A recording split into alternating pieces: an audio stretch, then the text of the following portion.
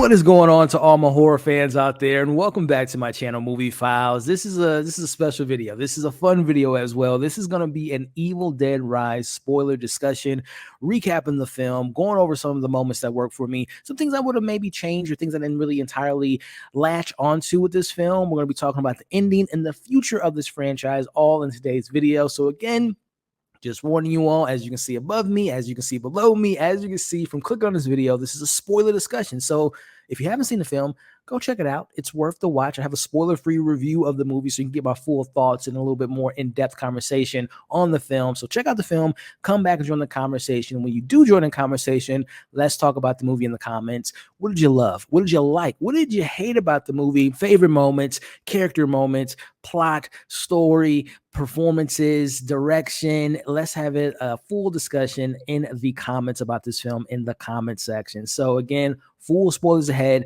And the way I want to tackle this, and I do a lot of these on the video, again, for those that are tuning in for the first time, do a lot of these discussions on the channel. Sometimes I have a special guest, sometimes a solo dolo, which we'll be doing today. But just to give you an overview of what we're going to be covering, I have some notes here. I just saw the film. I'm recording this a day after I've seen the film. And again, I have a spoiler-free review on the movie, but I have some notes that I'm going to go over as far as the plot and some things that stood out to me. So we're going to go over that. We're going to kind of dive into maybe some things I would have changed about the movie to really kind of hit home of the emotional beat with the family elements that we'll talk about. I'm going to talk about my favorite performances, favorite moments of the film, how it connects to the other movies of the franchise. And then we're going to actually pivot over to the back half of this video. I'm going to probably end it at the ending of the movie, and we're going to have maybe a separate video kind of going into my thoughts on the ending and where the franchise can go next. So that's how we're going to tackle this video. I'm going to leave time codes and all that stuff in the description of this video. So with that being said, full spoilers ahead. So first off, general impressions. You can watch the spoiler-free review. I'm going to leave that in the description of this video, but I really enjoyed this film.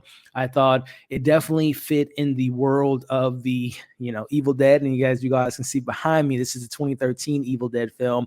It has a very similar tone to that one in regards to, sure, there's some fun, light moments of levity, but in the most part, it's dark, it's twisted, and it's brutal as hell. So I really enjoy it. And I have a video that I'm going to be making pretty soon in regards to my ranking of the franchise. And you'll see not only where this film lands, but where that one lands and the rest of the movies of the franchise. But I really enjoyed the tone of the movie.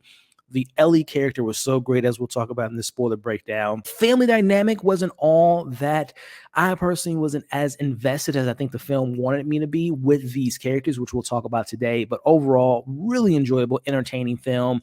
But let's talk about the spoilers. And I want to start things off the opening of the film. I'm going to say it right now.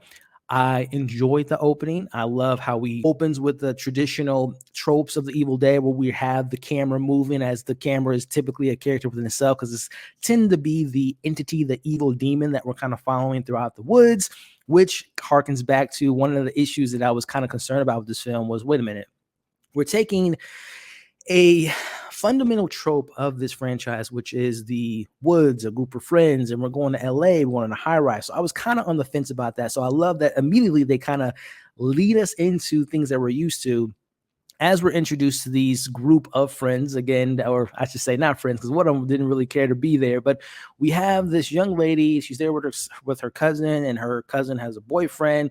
And as we're thinking that this is the ghost that we're following, it's actually a drone. The boyfriend seems to be somewhat of a douchey individual, as said by one of our introduced characters here. We find out that the cousin, I believe her name was Rebecca, is under the weather. She's not feeling well. She hasn't felt well since arriving at this camp, which actually ties into the end of the film, which we'll talk about in a separate video. I will say I enjoyed the brutalness of when and we see it in the Red Band trailer, when she winds her hair up and rips her scalp out and throws it where her boyfriend's at and cuts her face with the drone. And I love when she goes under the water, she, takes him under the water or whatnot, and we see all the blood gushing out.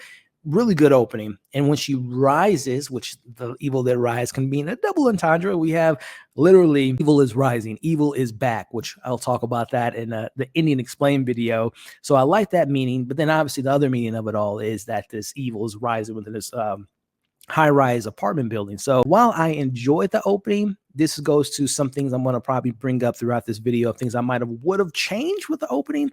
I don't know if I'm entirely happy with the idea that we open the film with how we end the film with meeting Rebecca and how she came across the demonic entity. I personally would have loved for the opening to be a little bit more personal to our main crew with Ellie and Beth, and establishing their childhood would have been something interesting. In particular, there's a line later in the film that we'll discuss with Ellie telling Beth that you'll be a terrible mom, just like our mother, right? So I would have loved if we would have opened with maybe this cold opening of them when they were younger, and this whole idea of Beth not believing in ghosts, that maybe something happened to their mom, something that they couldn't really answer. Maybe she died giving birth to Beth. That would have been something that maybe connects to her and not want to be a mother. And then this kind of reluctant feeling that she has of she can't be a mom. She might mess up or screw up, whatever the case may be. So I would have loved that the opening, again, I enjoyed the one that we got, but if it was a little bit more personal, that would have been interesting. Or, as I'll talk about a little bit later, there is a mention of the Beth, or I should say Ellie's husband.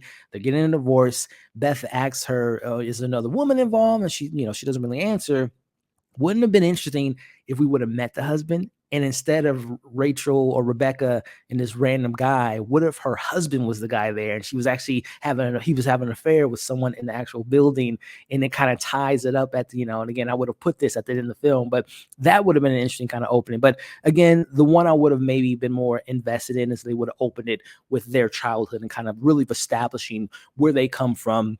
Why does Beth have a reluctant feeling of being a mom and all that different stuff? So let me know what again, I don't want to make it seem I didn't like the opening, because I definitely did, but let me know what you all thought of the opening and if you were a fan of it, and let's have those conversations in the comment section. But as we move on to our A plot, because they established that was a day later. So we meet our main character, Beth, who I don't know if they explicitly say what she does, but she's on the road a lot.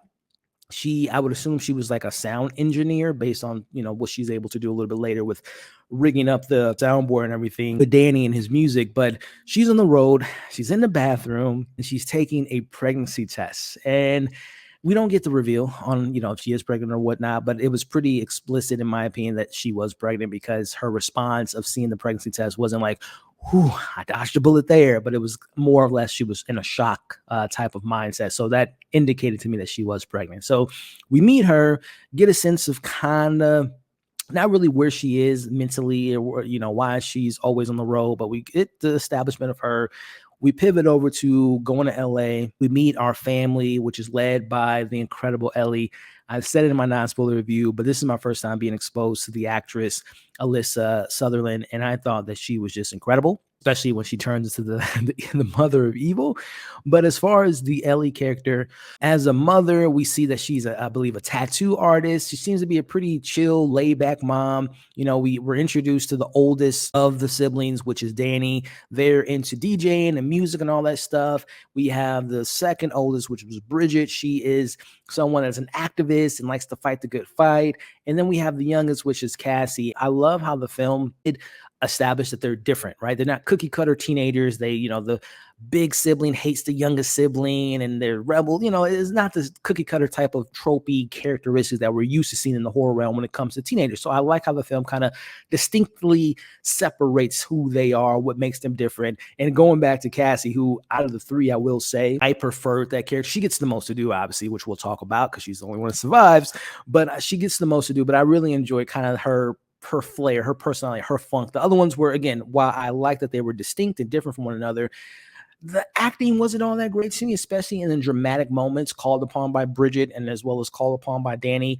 But when Bridget and Danny turn, that to me, I like their performance there. But going back to the little girl, Cassie, I like how she is kind of like, for my Toy Story fans, she was like a Sid character, cutting off the head of her doll and putting it on the stick, which has a callback later. What was it?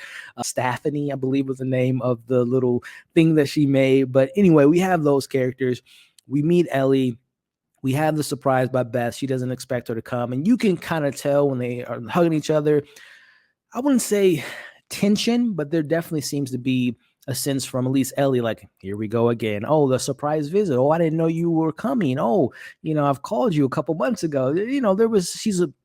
Ellie seems to be a sister that is always there for her, as we establish in this film. We find out a little bit later, but you can kind of tell that there's that distance between them, and not from Ellie's perspective, but definitely from, Beth just kind of popping in and out whenever there's trouble around, which we know that she needs some guidance because she's expecting a baby on the way. So as we're getting all this is the first 10, 15 minutes of the film. We have Beth coming into the home, and she can tell that there's something off. And this is where we learn that they're getting a divorce. Ellie and her husband, the building that they're in is going to be torn down because it's old and rinky-dink and things are broken. So things aren't looking good right now for Ellie and her kids. So we see all that stuff there. She tells the kids to go get pizza. It's in this moment that we have an earthquake. Now, for my super duper Evil Dead fans, I didn't know if it was just a coincidence because I'm not from LA, but I know that they have earthquakes. I don't know how often, but I know it's something that they're used to right out there in the West Coast. So I don't know if the earthquake had any significance other than just being nature, or if there was something more connected to the Evil Dead world, because the only Evil Dead project I haven't seen is the TV show. But as far as the movies are concerned, I can't remember an earthquake or a natural disaster being something tied into the Book of the Dead and the dark entity. So let me know in the comments if it was just a coincidence, just happened to be an earthquake on this particular day, or if it does have some more Easter egg or deeper meaning to it. But besides, again, evil rises, and but again, I don't know if that correlates to the book and the book calling for another old owner or whatnot. But we established that they go get the pizza, they come back home, the earthquake happens, the garage kind of collapses, and this is where the Danny character, who seemed to have a good head on their shoulders, DJing, got their own little setup there. Like, okay, Danny, I see you. But then dumb Danny decides to go. There's a hole that opens in the garage, which I don't know if that was Lee Cronin doing a little Easter egg to himself. His first feature-length film was literally called A Hole in the Ground. I don't know if that was like a little Easter egg, a little nod to people that have seen that film. But Danny decides to go in this hole, which is dumb decision, right? Who does that? Especially in the middle of an earthquake. You just had an earthquake, the aftershock. Either way, silly teenagers. It's a horror trope, doing dumb things, right? Danny goes down to the hole. And I will say this, the film gives you a reason why Danny did this, because in their mind, like, oh, they established that this was built over a bank, and maybe there's money there. Maybe there's some old relics we can sell, which is what Danny ends up saying later when they get the Book of the Dead. Like, oh, maybe we can sell this to help mom out because financially with the potentially a divorce, moving out, blah, blah, blah. I get it, right? But still, come on, going in that hole, nighttime, earthquake just happened, questionable decision. But either way, Danny goes down there. He comes across these old vinyls that we'll talk about that ties into the Book of the Dead. Jesus on a cross almost falls on him. And it's almost like the Book of the Dead was calling Danny, which we know we've seen that in previous films where it kind of speaks to his next book holder, next reader.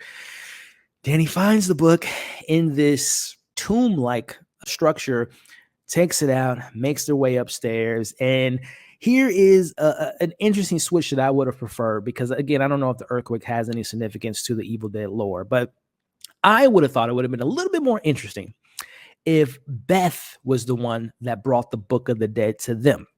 Follow me here. We know Beth is a roadie. She's on the road, sound engineer, whatever she does on the road or whatever the case may be. And she travels around the world. I was in Thailand. I was here, there, and everywhere.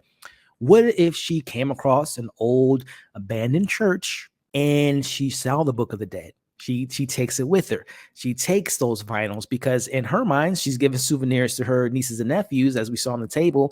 She's given the records to Danny because Danny's a DJ.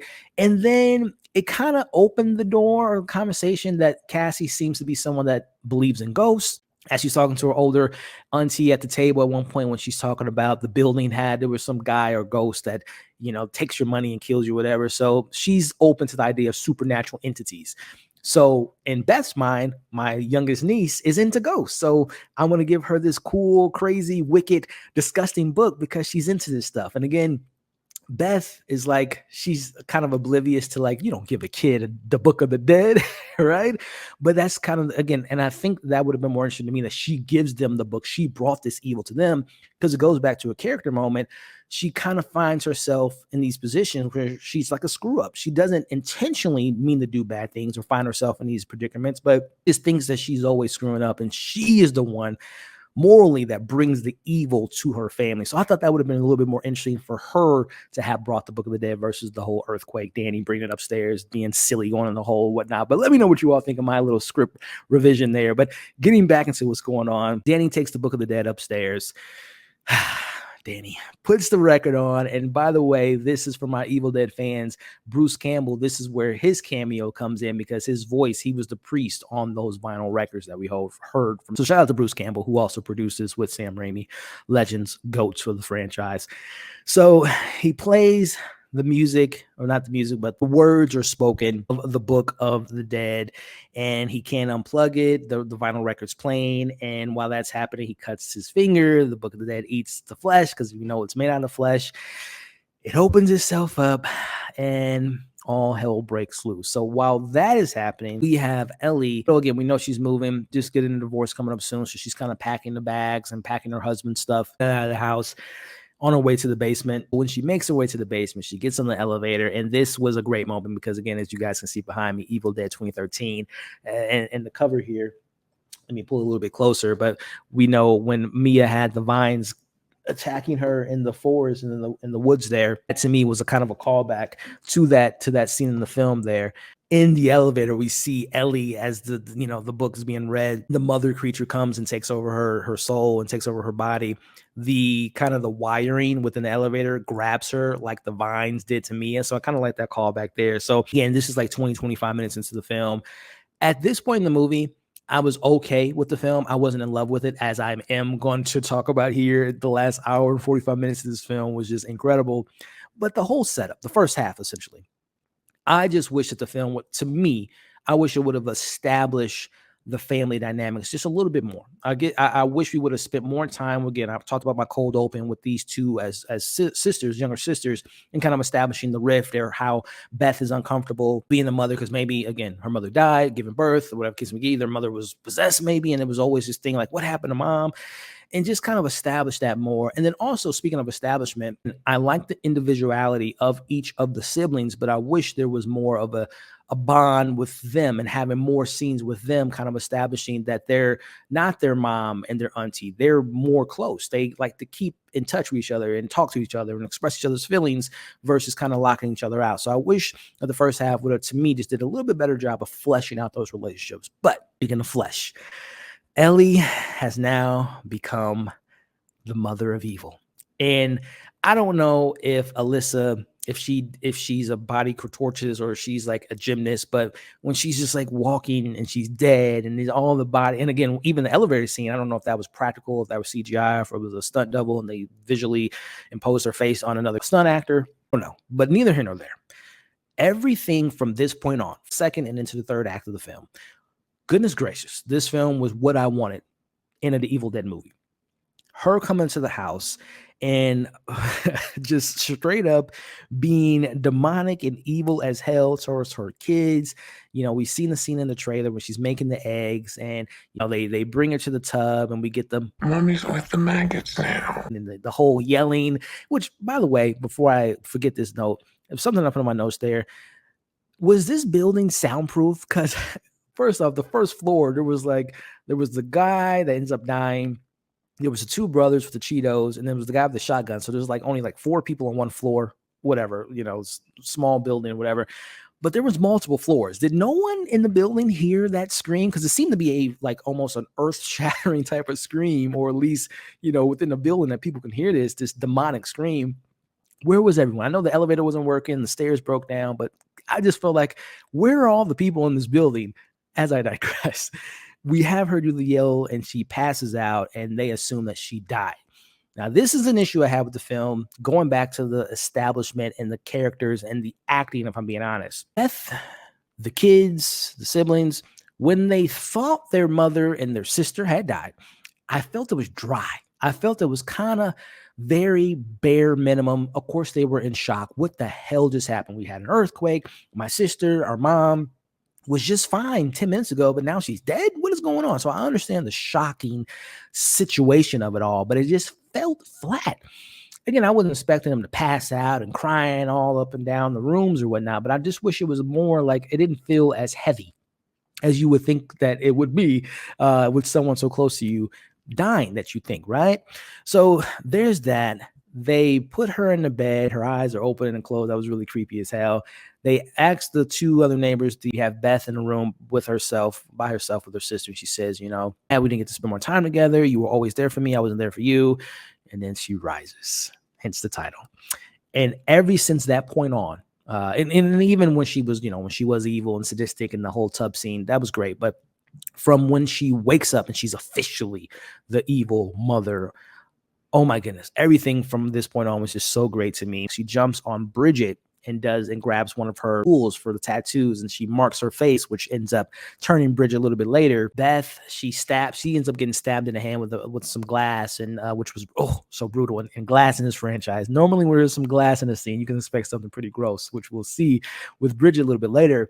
But she gets stabbed in the hand, she's wounded. Bridget gets cut in the face. Meanwhile, the neighbors hear all this commotion, and the guy that prayed for her, he comes in, wrong place, wrong time. She jumps on him and bites my man's eyeball out, which ends up killing him.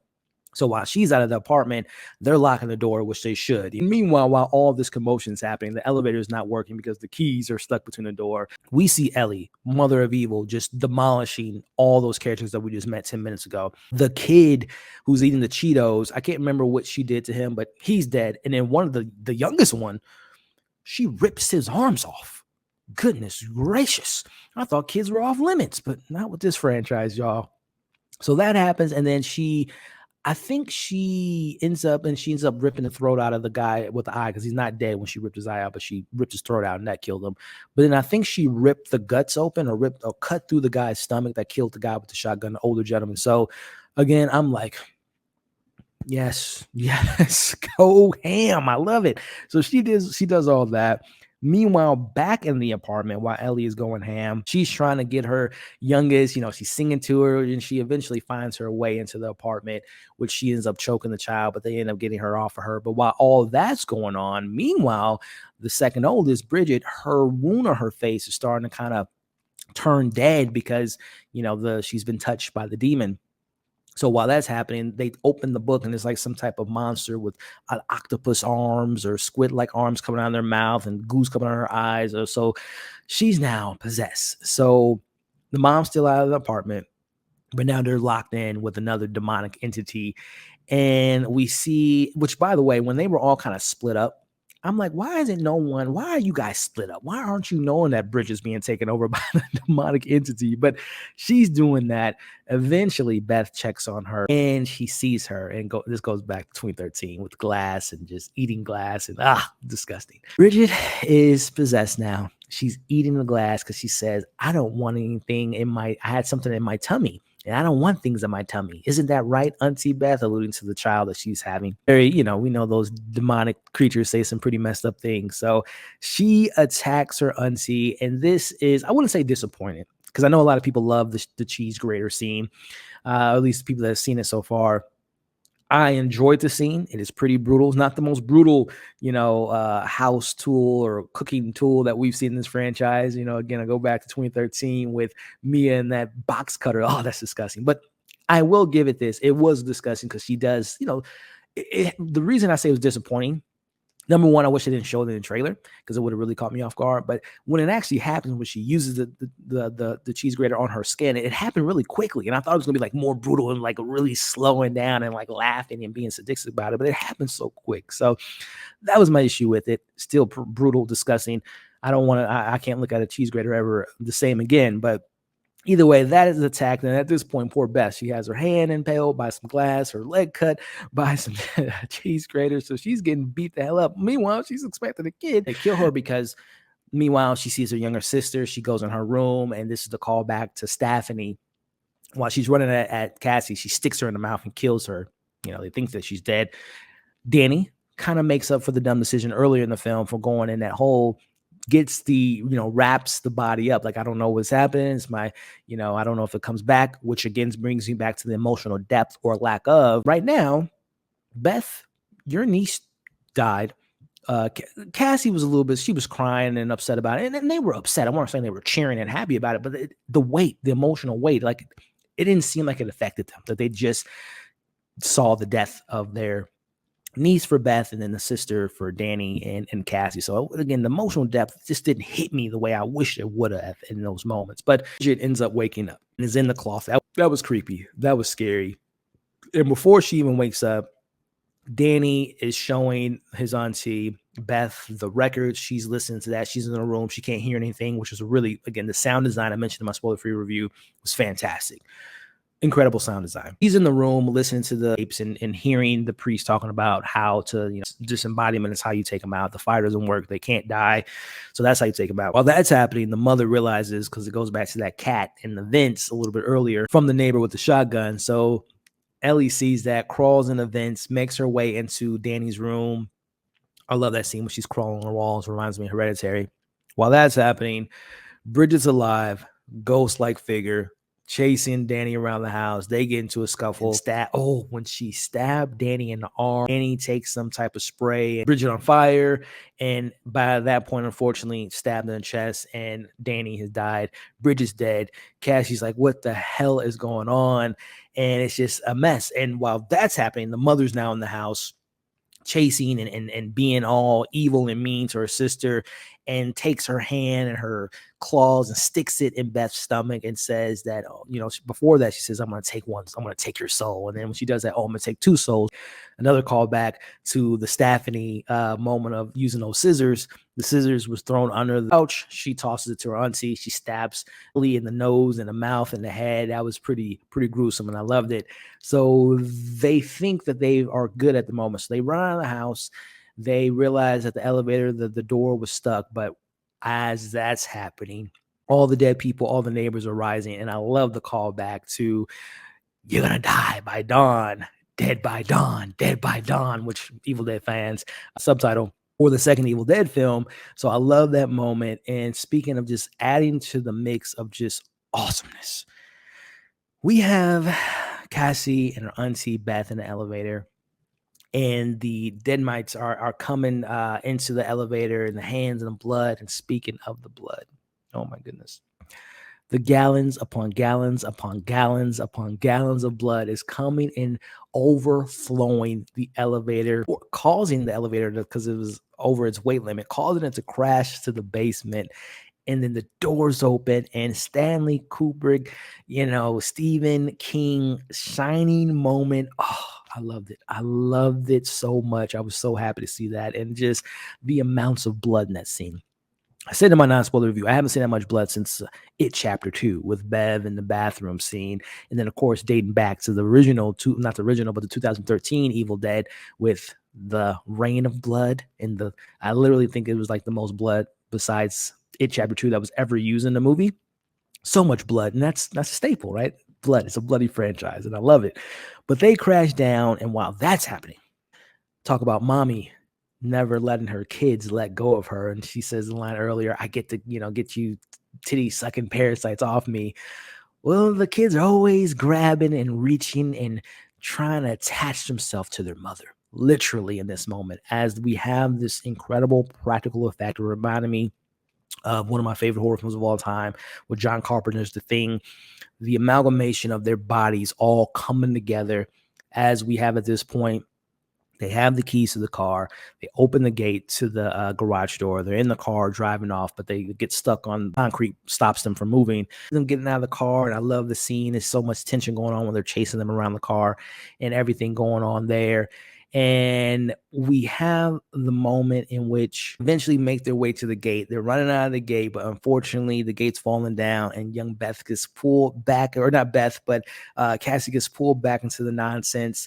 They bring her in the back of that wood chipper truck, and we have evil mother Ellie tell the little daughter, dear, I just want to cut off your head. And she's screaming, yelling. We see Beth manages to get her way back into the garage.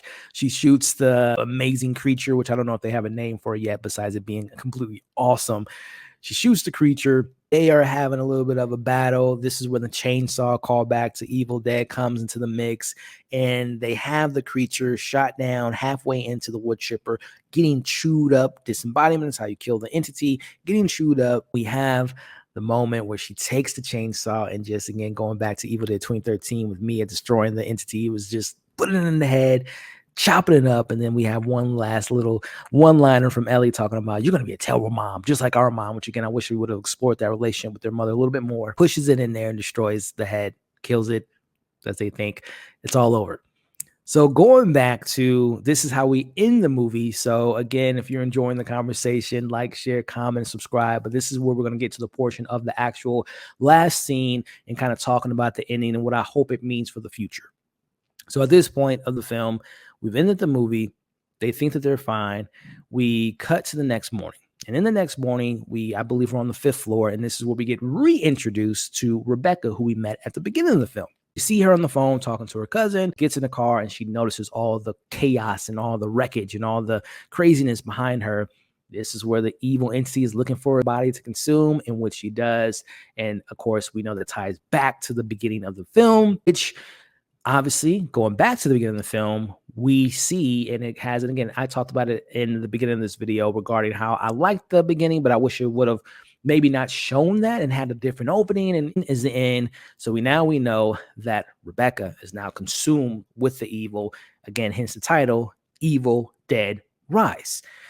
So what does that mean for potentially following up with this particular story, which I am so down for? I would really love to see what they do with this moving forward. Does the dad, get more involved now that his wife and his 2 kids are dead and he has to take care of the youngest one? What does the future look like with Beth being a mother? I would be interested in seeing all of that stuff. Is there a potential situation where, again, we know that when you are cut, hurt, injured, grabbed, consumed, killed by the evil entity, it consumes you. So going back to the scene where Ellie sticks her claws into her sister's stomach, that's some prints of, remnants of the evil being in her. So will Beth be consumed with evil? Will her child be born evil? I would love to find out, and I hope people watch this film before we can get more of this franchise. But speaking to the Rebecca of it all, rising from the water, goes back to, I'm thinking of Army of Darkness, with the entity wanting to consume the world with darkness and evil and consuming all these souls.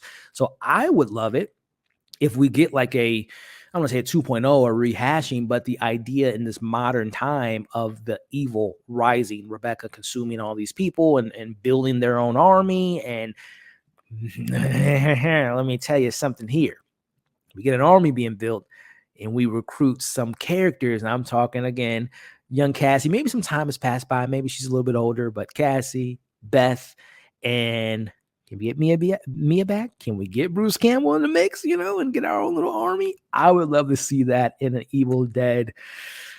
I don't know, what would you call it? Evil Dead 6? I don't know. Give me a subtitle in the chat, guys. I can't come up with something off the top, but I would love to see that be in the continuation moving forward. But again, overall, wrapping up this video, again, I appreciate you guys watching this. I really had a good time with this film. That's why I wanted to make this spoiler discussion, kind of recap the film, go over some things that worked, things I maybe would have wanted to be fleshed out more, but appreciate you all. But wrapping it all up, man, as an Evil Dead fan, I am more than happy than what we got. And I wish they would have fleshed out some things a little bit further. But once we got to that 30-minute mark, and the last hour to 45 minutes was just awesome.